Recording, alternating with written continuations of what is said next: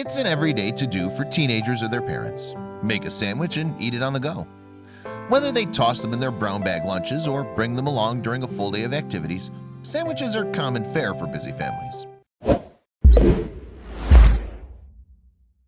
So nothing was out of the ordinary when 14-year-old Missourian Alec Hebblethwaite reached for a sandwich to fuel up in between soccer matches.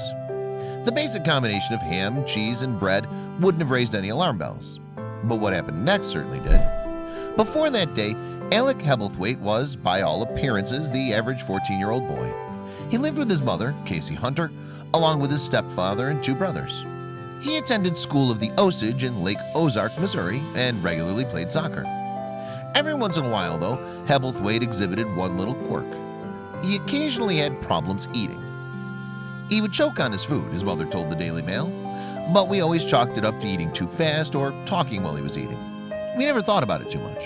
But as it turned out, it had nothing to do with how fast Hebblethwaite was eating.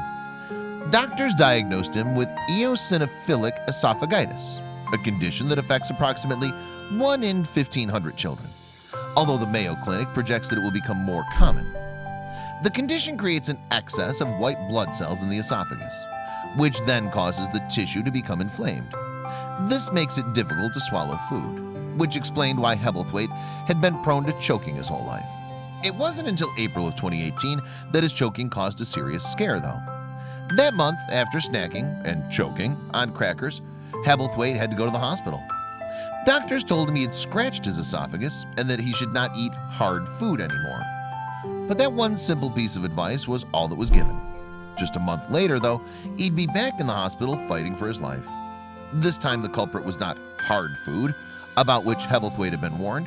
Instead, it was a ham and cheese sandwich he ate between soccer matches on May 21, 2018. Somehow, one bite of his sandwich had torn his esophagus on the way down.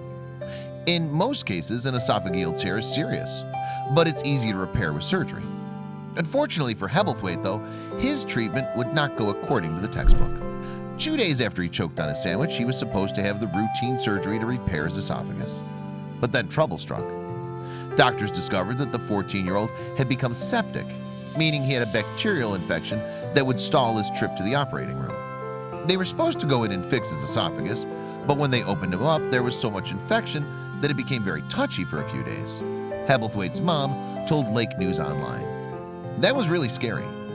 Doctors acted quickly to help rid his body of infection, but it wouldn't be an easy journey.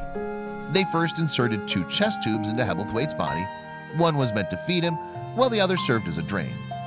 But by June 2018, he needed surgery to replace these tubes, both of which had become clogged with larger versions. In the same month, he had another procedure that focused on his initial issue, his esophagus.